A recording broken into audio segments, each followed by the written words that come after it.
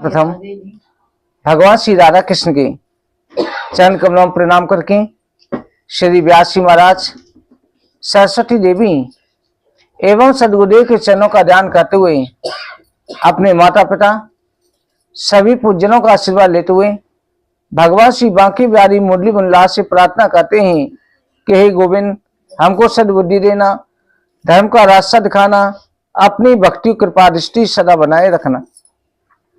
बोलो इंद्रावन बिहारी लाल की, बोलो कार्तिक मातम की। श्री सूत जी महाराज कहते हैं कि ऋषिवरों, स्वयं ब्रह्मा जी ने नारद जी से कहा कि हे देव ऋषि, हजारों अश्वमेध यज्ञ और सैकड़ों वाजपेयी यज्ञ करने का जो फल प्राप्त होता है वो प्रबोधनी एकादशी के दिन व्रत करने से प्राप्त हो जाता है। हजार जन्मों के पाप प्रबोधनी एकादशी को जागरण करने से उसी प्रकार से जलकर के राख हो जाते हैं जैसे रुई का ढेर अग्नि की चिंगारी से हो जाता है। पापों के नाश करने वाली, पुष्टिवर्धन, मुक्ति देने वाली प्रबोधनी एकादशी का मातम सुनो। सभी तीर्थों में, दानों में जो फल प्राप्त होता है उससे करोड़ गुना प्रबोधनी एकादशी के दिन रात्रि को जागरण कीर्तन करने से प्राप्त हो जाता है। भगवान कार्तिक के महीने में जैसे कथा से प्रसन्न होते हैं ऐसे यज्ञों से भी प्रसन्न नहीं होते।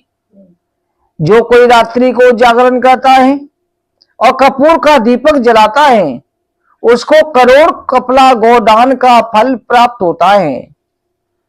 आरती करने वाला कपूर से आरती करे तो मनुष्य 10,000 कुलों को मोक्ष प्राप्त करा लेता है। जागरण में कपूर, केसर, कस्तूरी इनकी धूप जलाकर के भगवान विष्णु के मंदिर में जलाता है। दही, दूध, घी, जल इनसे श्री कृष्ण भगवान को पंचामृत से स्नान कराता है, फिर रात्रि को जागरण करता है, वो मनुष्य मुक्ति को प्राप्त होता है। जागरण के समय वस्त्र दान करने वाला सूत की संख्या से, जितनी सूत्रों की संख्या होती है उतने वर्ष तक स्वर्ग में सुख पाता है। श्री विष्णु भगवान को दान करने वाला कल्याण से विष्णु मंदिर को प्राप्त होता है। शंख के जल से विष्णु जी को स्नान कराने से 100 कपला गोदान का फल प्राप्त होता है। जिसके हृदय में श्री विष्णु का रूप है, मुख में भगवान विष्णु का नाम है, पेट में भगवान विष्णु का नैवेद्य है, सिर पर जिसके भगवान विष्णु के स्नान का जल छिड़कता है वो विष्णु स्वरूप हो जाता है। कार्तिक शुक्ल पक्ष एकादशी को भक्ति भाव से विष्णु भगवान की पूजा करे, भगवान को जगावे। नित्य गीत वाद रिजर यज सामवेद बीड़ा पुराणों की कथा कहकर के भगवान की स्तुति करे, स्तोत्र पढ़े, पुष्प धूप दीप नैवेद्य अर्पण करे। कह के प्रभु ब्रह्मा, रुद्र, इंद्र, कुबेर, सूर्य, चंद्र सबके द्वारा नमस्कृत होने वाले हे विष्णु, मंत्र के प्रभाव से जागो। आपके सोते हुए सारा संसार सोता है और आपके उठने से संसार उठ जाता है। मेघ गए, दिशा निर्मल हो गई। हे केशव, शरद ऋतु के फूल फल ग्रहण करो। विष्णु जी के उठने पर सभी क्रियाएं होती हैं। क्षीर सागर में जब विष्णु जी सोते हैं, जब करवट लेते हैं, जब उठते हैं, ये सभी क्रम चलता है। गरुड़ के ऊपर सवार होने वाले विष्णु का भक्त एकादशी के दिन रात्रि को शयन करावे, दिन को उठावे, शाम को अंग परिवर्तन करे। जब एकादशी बीत जाए द्वादशी के दिन उपटन करे, फिर पंचामृत से स्नान करावे, गोरोचन का तिलक लगावे, वस्त्र आभूषण पहना करके फूल कुमकुम से पूजन करे, धूप दीप नैवेद्य खीर से हवन करे। इस प्रकार पूजन करके ब्राह्मणों को भोजन करावे, वस्त्र आभूषण रत्न कुमकुम फल पुष्प दक्षिणा ये दान करें। जिन्हें चतुर्मास नियम लिया है, चतुर्मासी की समाप्ति को ब्राह्मण को भोजन करा के दक्षिणा देवें और चतुर्मास को पूर्ण करें। व्रत उपवास के मंत्र पाठ करें और ये प्रार्थना करें कि हे देव, जो हमने किया है इसे स्वीकार करो, आपके आशीर्वाद से सब पूरा हो। जागरण, गीत, नृत्य आदि करके जो भगवान को रिझाता है उसके मातम को कोई कह नहीं सकता। इसी दिन से भीष्म पंचक भी शुरू हो जाता है। हजारों वर्ष भगवान विष्णु का जो पूजन करते हैं उसका जो फल होता है भीष्म पंचक में प्राप्त हो जाता है। ये भृगु जी ने शुक्राचार्य को भी बताया। ये परंपरा से चला आ रहा है। भीष्म पंचक व्रत एकादशी से पूर्णमासी तक चलता है। व्रत करने वाला विधि विधान से स्नान करे, देवता ऋषि पितरों का तर्पण करे, साफ वस्त्र पहने, मौन होकर के इंद्रियों को जीत करके विष्णु भगवान का पूजन करे, पृथ्वी में शयन करे, 5 दिन अखंड बत्ती जलावे, ओम नमो भगवते वासुदेवाय इस मंत्र का 108 बार जाप करे। पूजा के अंत में अर्घ देकर के तिल से और खीर से हवन करे, ओम नमो नारायण इस मंत्र से हवन करे। 5 दिन पूजा करें। पहले दिन कमलों के फूलों से भगवान विष्णु के चरणों की पूजा करें, दूसरे दिन बेल पत्रों से घुटने की पूजा करें, तीसरे दिन तुलसी से नाभि की पूजा करें, चौथे दिन जाति के फूलों से कंधे की पूजा करें, 5वें दिन मालती के फूलों से सिर का पूजन करें। एकादशी के दिन गाय के गोबर का आचमन ले, द्वादशी को गौमूत्र, त्रयोदशी को गाय का दूध, चतुर्दशी को गाय का घी और पूर्णमासी को गाय के दही का सेवन करें। 5 दिन विधि से स्नान करें। एकादशी को स्वर्ण दान करें, द्वादशी को घी दान करें, त्रयोदशी को गौदान करें, चतुर्दशी को खीर का दान करें और पूर्णमासी को तिल का दान करें। इस प्रकार से पूर्णमासी के दिन आंवले के नीचे श्राद्ध करने से हंस नाम के ब्राह्मण युधिष्ठिर हुए थे। इसलिए भीष्म पंचक के दिनों में भीष्म जी को रोज अंजलि देकर के जल देना चाहिए और प्रार्थना करें कि वसु के अवतार, शांतनु के पुत्र, चंद्र वंश में उत्पन्न होने वाले, जिनका बेबाग्र गोत्र है, संस्कृत प्रवर वाले हैं, पुत्र रहित हैं, सत्यव्रत गंगा के पुत्र हैं, महात्मा भीष्म जो ब्रह्मचारी हैं, उनको अर्घ्य दे करके 12 अंजलि भर करके तर्पण करना चाहिए, उनको अर्घ्य देना चाहिए, तो 12 महीने के पाप नष्ट हो जाते हैं। इसके बाद में पूर्णमासी के अगले दिन प्रतिपदा को ब्राह्मण को भोजन करावे। व्रत करने वाला जिस दिन भीष्म पंचक का व्रत रखा है पूर्णमासी को भी भोजन करा सकता है। उसके बाद में स्वयं भोजन करे तो मुक्ति उसके हाथों में रहती है। इसी देवउठनी एकादशी के दिन भगवान ने हयग्रीव अवतार लेकर के भी वेदों की रक्षा करी थी। जिस समय ब्रह्मा जी का चतुर्युग पूरा दिन समाप्त हुआ था, रात्रि शुरू हुई, 4000 युगों तक ब्रह्मा जी जागते हैं, दिन होता है और 4000 युग की रात होती है। तो ब्रह्मा जी का दिन समाप्त होकर रात्रि प्रारंभ हुई, ब्रह्मा जी को नींद आ गई। तो उस समय हयग्रीव नाम का राक्षस ब्रह्मा जी के हाथों से सोते हुए वेदों को उठा करके ले गया और सातल लोक में चला गया। तो उस राक्षस से वेदों की रक्षा के लिए भगवान विष्णु नहीं सोते हैं, ये केवल संसार की लीला के लिए सब होता है। भगवान ने उसी समय मत्स्य अवतार ग्रहण किया और मत्स्य अवतार लेकर के वेदों के लिए क्या है, तो हयग्रीव का रूप धारण करके भगवान ने उस दानव का वध किया। तो भगवान के कई अवतार इस कार्तिक के महीने में हुए। इसलिए आज के दिन भगवान को सभी देवता जगाते भी हैं, स्तुति करते हैं। भगवान आज की रात्रि को जो है भगवान को देवतान भी कहते हैं।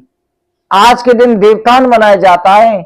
जैसे ब्रज के अंदर पूरे घरों के अंदर रंग बिरंगे छापे रख दी जाएंगे, जमीन पे दीवारों पे रंग बिरंगी कढ़ाई की जाती है। गाय भैंसों के पैर, मनुष्यों के पैर और रंगोली ये सब बनाई जाती है।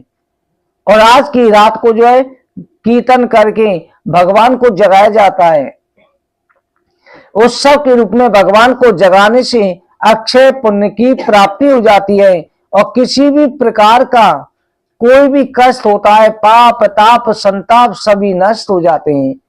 बोलो वृंदावन बिहारी लाल की, बोलो कार्तिक मातम की।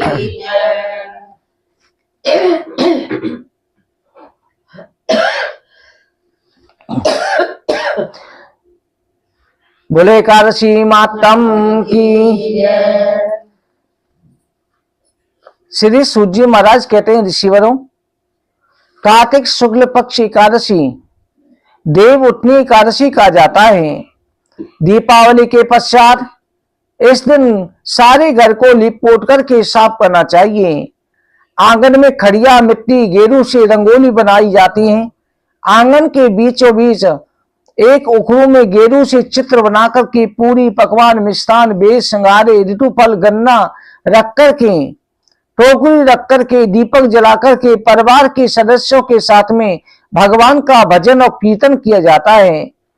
एक दिन घड़ियाल और थाली बजा करके उठो देवा बैठो देवा अंगुरिया चटकाओ देवा, इस प्रकार से देवोत्थान मनाया जाता है। इस दिन तुलसी और सालग्राम के विवाह का आयोजन भी करते हैं। तुलसी के वृक्ष और सालग्राम की शादी बड़ी धूमधाम से शास्त्रों के अनुसार की जाती है, तो कन्यादान का फल प्राप्त होता है। देवर्षि नारद जी ने जगत पिता ब्रह्मा जी से पूछा कि पिता में कार्तिक शुक्ल पक्ष के एकादशी को भगवान विष्णु 4 मास के शयन के पश्चात उठते हैं। इस एकादशी का नाम व्रत विधान महत्व बताइए। ब्रह्मा जी कहते हैं कि पुत्र, इस एकादशी का नाम प्रबोधनी एकादशी है। सभी पापों को आने वाली पुण्य और मुक्तिदायिनी इस प्रबोधनी एकादशी की महिमा अनंत है। पृथ्वी पर गंगा की प्रवृत्ता समुद्रों तीर्थों का प्रभाव तभी तक रहता है जब तक कार्तिक की विष्णु प्रबोधनी एकादशी नहीं आती। जो मनुष्य एकादशी को फल पुष्प से भगवान की पूजा करता है उसे 1000 अश्वमेध यज्ञ का फल प्राप्त होता है। 100 राजसूय यज्ञों का फल प्राप्त होता है। वही फल प्रबोधनी एकादशी से प्राप्त हो जाता है। नारद जी कहने लगे, पिता में एक समय भोजन करने वाला, रात्रि भोजन करने वाला, पूरा उपवास करने वाले को क्या फल प्राप्त होता है? ब्रह्मा जी कहते हैं, पुत्र, एक बार भोजन करके व्रत रहे तो एक जन्म, पूरे दिन व्रत रख के रात्रि को भोजन यानी अन्न का नहीं फलाहार का भोजन करे तो 2 जन्म, और पूरी व्रत में उपवास रखे, केवल फली ग्रहण करे या निर्जला रहे तो 7 जन्मों के पाप नष्ट हो जाते हैं। जो वस्तु ना मिल सके, दिखाई ना दे, वो भी एकादशी से प्राप्त हो जाती है। चाहे मंदराचल पर्वत के समान भारी पाप हो, वो भी क्षण भर में जल करके नष्ट हो जाते हैं। विधि के पूर्वक थोड़ा सा पुण्य कर्म भी बहुत फल देता है। विधि के रह चाहे कितना भी किया जाए वो बेकार है। संध्या न करने वाला नास्तिक, वेद रहित, धर्मशास्त्रों के दूषित, पाप कर्मों में रत रहने वाले, दूसरे को धोखा देने वाले सभी चांडाल के समान हैं। जो विधवा सदवा ब्राह्मणी भोग करता है उसका कुल नष्ट हो जाता है, पर स्त्रीगामी के संतान नहीं होती। पूर्व जन्म से संचित किए हुए कर्म नष्ट हो जाते हैं। जो गुरु ब्राह्मणों से अहंकार के साथ बात करता है उसका धन और संतान से हीन हो जाता है।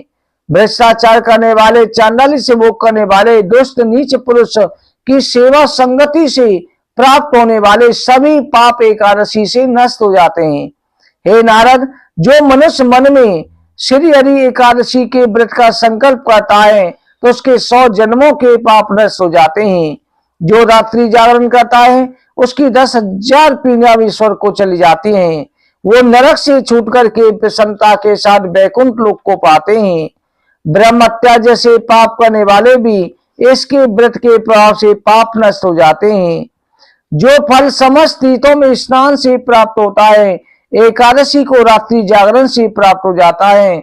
उसी मनुष्य का जीवन धन्य है जो एकादशी का व्रत करते हैं।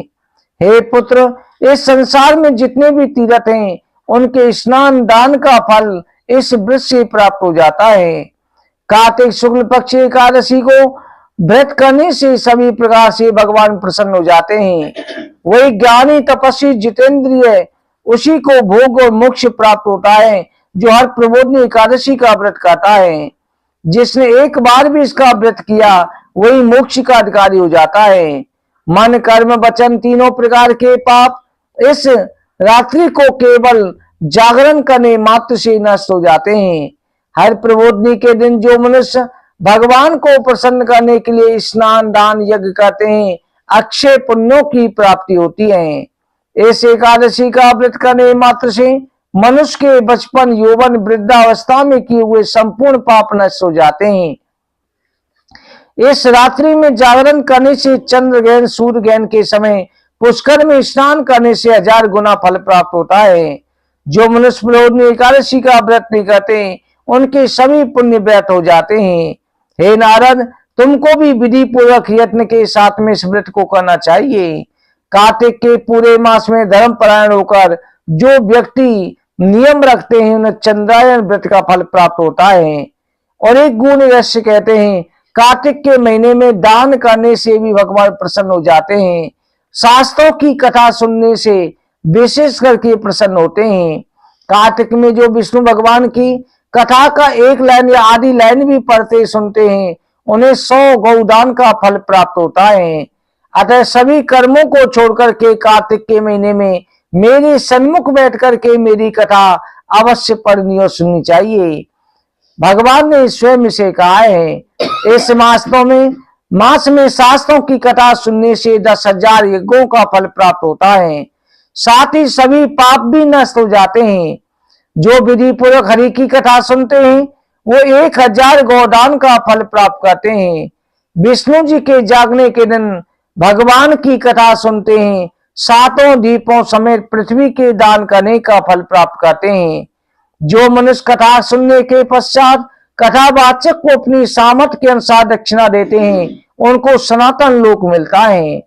ब्रह्मा जी कहते हैं, पुत्र, ब्रह्म मुहूर्त में 2 घड़ी रात्रि शेष रहते उठ करके शौच से निवृत्त होकर के दंत धावन करके नदी तालाब कुआं बावड़ी घर में जैसा भी संभव हो स्नान करें, भगवान की पूजा करके कथा सुने, व्रत का नियम ज्ञान करे, भगवान से विनय करे कि प्रभु आज मैं निराहार व्रत करूंगा, दूसरे दिन द्वादशी को भोजन करूंगा, आप मेरी व्रत की रक्षा कीजिएगा। तत्पश्चात भक्ति भाव से व्रत करे, रात्रि को भगवान के आगे जागरण करे, नृत्य करे, गीत करे। प्रबोधनी एकादशी को पुष्पों से फलों से अगर धूप दीप नैवेद्य से भगवान का पूजन करना चाहिए। शंख में जल भर करके भगवान को अर्घ्य दे तो इसका समस्त तीर्थों से करोड़ गुना फल प्राप्त होता है। जो मनुष्य अगस्त के पुष्प से भगवान का पूजन करते हैं उनके आगे इंद्र भी हाथ जोड़ करके खड़ा रहता है। कार्तिक के महीने में बेल पत्रों से भगवान की पूजा करते हैं तो मुक्ति उनके हाथों में रहती है। कार्तिक मास में तुलसी से भगवान का पूजन करने वाले के 10,000 जन्मों के पाप नष्ट हो जाते हैं। तुलसी का दर्शन, स्पर्श, नमस्कार, स्तुति, रोपना, जल से सींचना, प्रतिदिन पूजन करना, आरती करना, कथा सुनने, ये सब करोड़ युगों तक विष्णु लोक में निवास करते हैं। जो तुलसी का पौधा लगाते हैं उनके कुटुंब में उत्पन्न होने वाले प्रलय काल तक विष्णु लोक में निवास करते हैं। रोपे हुई तुलसी की जितनी जड़ों का विस्तार होता है उतने 1000 युग तुलसी रोपण करने वाले के कुल वैकुंठ में रहते हैं। जिस मनुष्य की रोपण की हुई तुलसी की जितनी शाखाएं बीज फल पृथ्वी में रहते हैं उतने कुलों तक विष्णु लोक में निवास करते हैं। हरि पूजा के पुष्पों का महत्व वर्णन करते हुए ब्रह्मा जी ने स्वयं कहा, हे वस्त, कदम के पुष्पों से जो भगवान की पूजा करते हैं वो यमराज का दर्शन नहीं करते। गुलाब के पुष्पों के द्वारा जो भगवान की पूजा करते हैं मुक्ति उनके हाथों में होती है। जो बकुल अशोक के फूलों से भगवान का पूजन करते हैं सूर्य और चंद्रमा के रहने तक किसी भी प्रकार का शोक नहीं पाते। जो मनुष्य सफेद या लाल कन्ने के पुष्पों से भगवान की पूजा करते हैं उन पर भगवान प्रसन्न हो जाते हैं, करोड़ों गोदान का फल प्राप्त होता है। जो हरि दूर्वा से भगवान की पूजा करते हैं उन्हें 100 गुना फल प्राप्त होता है। जो समी के पत्ते चंपा के फूलों से भगवान की पूजा करते हैं वो मनुष्य संसार में नहीं आते। जो मनुष्य केतकी के पुष्प भगवान पर चढ़ाते हैं उनके करोड़ों जन्मों के पाप नष्ट हो जाते हैं। पीले लाल वर्ण के कमल पुष्पों से भगवान की पूजा करते हैं, श्वेत दीप में निवास करते हैं। प्रबोधनी एकादशी की रात्रि जागरण पूजन कथा कीर्तन के पश्चात प्रातः काल उठकर नदी पर जाए, वह स्नान जप नित्य कर्म करके घर पर आकर के विधि विधान पूर्वक भगवान केशव का पूजन करे। द्वादशी को व्रत की समाप्ति पर ब्राह्मणों को भोजन करावे और दक्षिणा देकर के क्षमा याचना करे। इसके पश्चात भोजन करके गौ दक्षिणा देके गुरु का पूजन करे। जो वस्तु छोड़ने का नियम है वो ब्राह्मण को दान करनी चाहिए। हे नारद, रात्रि में भोजन करने वाला मनुष्य ब्राह्मण को भोजन करावे, स्वर्ण का सहित बैल का दान करे। जिसने मनुष्य ने मांसाहार त्याग कर दिया है, 4 महीने जिसने मांसाहारी भोजन नहीं किया वो गौ का दान करे। आंवले के स्नान करने वाला मनुष्य को दही शहद का दान करना चाहिए। जो मनुष्य फलों को त्यागे फलों का दान करे। तिल और घी छोड़ने वाला, दूध छोड़ने वाला, अन्न छोड़ने वाला, जिसने जो छोड़ा है वही दान करना चाहिए। जिसने चतुर्मास में भूमि पर शयन का व्रत लिया है उसको सैया दान तुलसी रख कर के सामग्री से देनी चाहिए। पत्ते पर भोजन करने वाला सोने का पत्ता बना करके दान करे। जिसने मौन व्रत दान किया है वो ब्राह्मण को मिठाई खिला करके भोजन कराना चाहिए। जो बाल रखने वाले हैं चतुर्मास में उनको दर्पण, जूता छोड़ने वाले को एक जोड़ी जूता, लौंग त्यागने वाले, शक्कर त्यागने वालों को भी ये दान करना चाहिए। जिसने 4 महीने मंदिर में दीपक जलाने का नियम लिया है उसे चाहिए स्वर्ण के पात्र में घी की बत्ती लगा करके विष्णु भक्त ब्राह्मण को दान देना चाहिए। एकांत व्रत करने वाले को 8 कलश वस्त्र स्वर्ण से अलंकृत करके दान करने चाहिए। यदि इतना संभव नहीं हो सके तो इसके अभाव में कुछ ना कुछ अवश्य दान करना चाहिए। और इस व्रतों की सिद्धि करने वाला ब्राह्मण का आशीर्वाद ही सभी व्रतों को सिद्धि करने वाला कहलाता है। अतः ब्राह्मण को संतुष्ट करके विदा करें, उसके पश्चात स्वयं भोजन करें। जिन वस्तुओं का त्याग किया है उनको दोबारा से फिर शुरू कर सकता है। हे नारद, जो बुद्धिमान पुरुष इस प्रकार से चतुर्मास का निर्विघ्न समाप्त करते हैं वो जन्म मरण से मुक्त हो जाते हैं। यदि व्रत को जानबूझकर के भ्रष्ट कर लेते हैं, व्रत को तोड़ लेते हैं, वो अंधे और कोढ़ी होते हैं। व्रत करने वाले की बात क्या, इस कथा को कहने वाला और सुनने वाले को भी गोदान के फल की प्राप्ति होती है। बोले एकादशी मातम की।